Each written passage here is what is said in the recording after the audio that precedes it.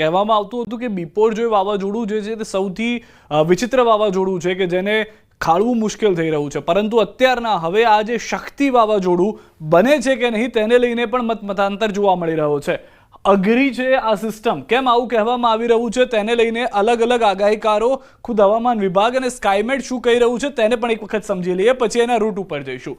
હવામાન વિભાગનું કહેવું છે કે ડિપ્રેશનથી મજબૂત થશે, એનો મતલબ સ્પષ્ટ છે કે અથવા તો આપણે એવું માનીને ચાલીએ કે ડિપ્રેશનથી મજબૂત એટલે તો ડીપ ડિપ્રેશન થઈ શકે છે, આવું હવામાન વિભાગનું કહેવું છે. સ્કાયમેટ શું કહી રહ્યું છે? સ્કાયમેટનું કહેવું છે કે ડિપ્રેશન બની શકે છે, એટલે કે ડિપ્રેશન બનવાની વાત જે છે તે આ બંનેમાં કોમન જોવા મળી રહી છે. અંબાલાલ પટેલ શું કહી રહ્યા છે? અંબાલાલ પટેલ કહી રહ્યા છે કે વાવાઝોડું બનશે.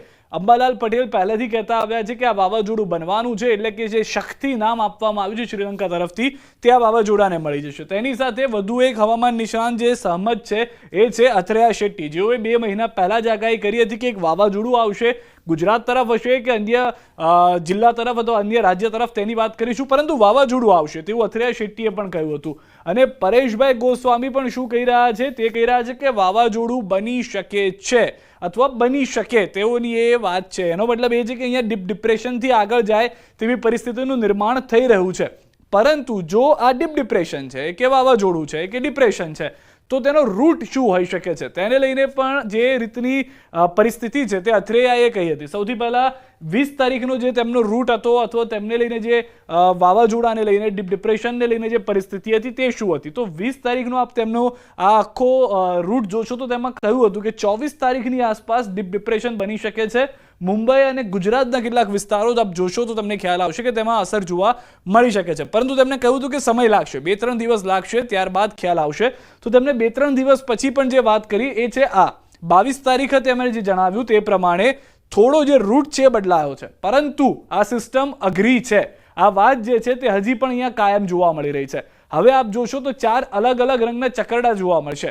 પહેલું જે ચકરડું છે લીલા રંગનું એ 22 તારીખનું છે, તે આપ જોઈ રહ્યા છો. એ છે ટ્રેકમાં શક્યતાઓ છે જે સંભવિત બદલાવની તે છે, અને તેની સાથે ત્યાં લખેલું છે કે ડિપ્રેશન બનશે, એટલે કે આજના ડિપ્રેશનની પરિસ્થિતિ છે. ત્યારબાદ જે પીળો રંગ આપ જોશો તેમાં તો એ છે કે ડીપ ડિપ્રેશન બનશે, એટલે કે તે 23 થી 24 તારીખની આસપાસ ડીપ ડિપ્રેશન હોઈ શકે છે અને 25 તારીખે તે વાવાઝોડાનું રૂપ ધારણ કરી લેશે. પરંતુ આ સિસ્ટમને લઈને જે કન્ફ્યુઝન છે, કેમ અઘરી છે, એનું બીજું એક કારણ એ પણ છે કે આસપાસમાં કેટલાક એન્ટી સાયક્લોન પણ છે કે જે સિસ્ટમને મજબૂત નથી થવા દેતા. સૌથી પહેલા આપને એ જણાવી દઈએ, જે સ્પષ્ટ ભાષામાં અથવા સાદી ભાષામાં કહીએ તો જે પવનોની ગતિ હોય, જે ખોરાક જોતો હોય, જે ભેજવાળા પવનો જોતા હોય, જેનાથી મજબૂત વાતાવરણ સાથે વાવાઝોડું બનતું હોય છે, પરંતુ આ કેમ વધુ મજબૂત નથી થઈ શકતું અથવા તો અત્યારના જે અઘરી સિસ્ટમ છે તેવું થઈ રહ્યું છે? એનું કારણ છે ઉત્તરની ઉપર નજર કરશો આપ તો અહીંયા 2 એન્ટી સાયક્લોનિક સિસ્ટમ છે. એક અહીંયા આગળ આપ જોશો તો ત્યાં આગળ જોવા મળશે અને બીજી થોડી ડાબી બાજુ આપ જતા જોવા મળશે કે ત્યાં પણ એક એન્ટી સાયક્લોન સિસ્ટમ જે છે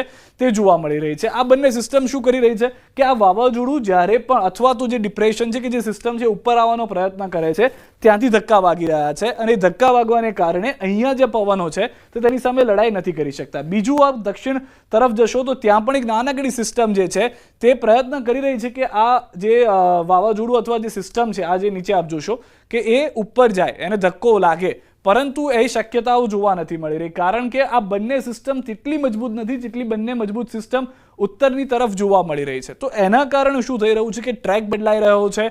કોઈક કહી રહ્યું છે કે વાવાઝોડું બનશે, કોઈક કહી રહ્યું છે વાવાઝોડું નહીં બને, કોઈક કહી રહ્યું છે કે આ ડિપ્રેશન હશે, કોઈકનું કહેવું છે ડીપ ડિપ્રેશન હશે. અને સમાચાર ઉપર હવે નજર કરીએ. મહારાષ્ટ્રના કોલ્હાપુરમાં ભયાનક અકસ્માત થયો છે. ટોલ બૂથ સાથે ધડાકાભેર ટ્રક અથડાઈ છે. ટ્રક અથડાતા ટોલ બૂથમાં આગ લાગી હતી. અકસ્માતની ઘટના સીસીટીવીમાં કેદ થઈ ગઈ છે. દ્રશ્યોમાં આપ જે રીતે જોઈ રહ્યા છો કોલ્હાપુરના દ્રશ્યો હોવાની પ્રાથમિક જાણકારી છે. રાત્રિ દરમિયાન આ દ્રશ્યો થયા હતા કે જ્યારે ટ્રક અથડાતા ટોલ બૂથમાં આગ લાગી ગઈ હતી. ટ્રક ડ્રાઈવર તરફથી બ્રેક મારવાનો પ્રયાસ કરવામાં આવ્યો તેવી પ્રાથમિક જાણકારી છે, પરંતુ એ બ્રેક મારે ત્યાં સુધીમાં આ અકસ્માત થઈ ચૂક્યો હતો, જેના કારણે ટોલ બૂથમાં આ આગના દ્રશ્યો જે છે તે પણ સર્જાયા હતા.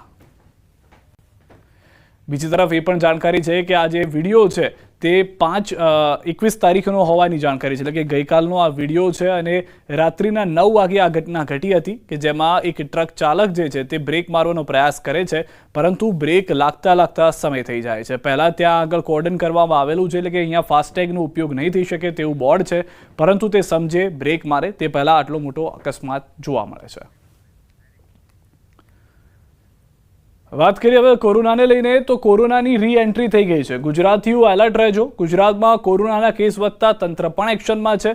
ગુજરાતમાં વધી રહ્યા છે કોરોનાના કેસ. અમદાવાદમાં 24 કલાકમાં 4 નવા કોરોનાના કેસ આવ્યા છે.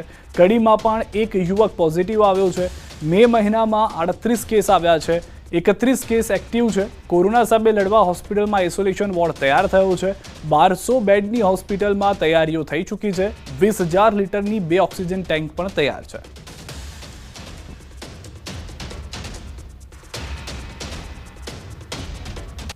તો અમદાવાદ શહેરમાં કોરોનાના કેસમાં વધારો છે. કોરોના વાયરસના વધુ 4 કેસ નોંધાયા. 4 પૈકી 3 વ્યક્તિ બોર્ન આઇસોલેશનમાં છે અને એક વ્યક્તિ ખાનગી હોસ્પિટલમાં દાખલ છે.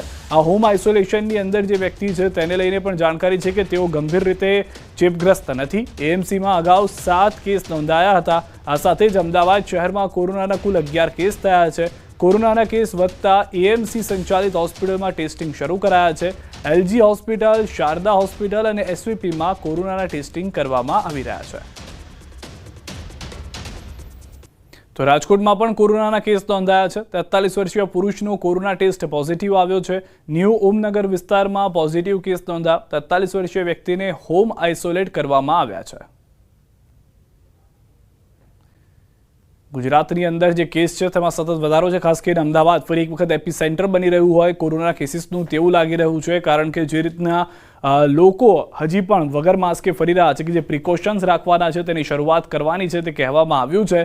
તો ફરી એક વખત માસ્ક પહેરવા માટે તૈયાર રહેવું પડશે અને જો માસ્ક નહીં પહેરો તો ચેપગ્રસ્ત થઈ શકો છો. કોવિડ-19નું JN1 વેરિયન્ટ જે છે તે હાલમાં ચિંતા વધારી રહ્યું છે. રાજકોટની અંદરની પણ તૈયારીના દ્રશ્યો મેં આપને બતાવી રહ્યા છે કે જ્યાં પણ સિવિલ હોસ્પિટલમાં તૈયારી પૂર્ણ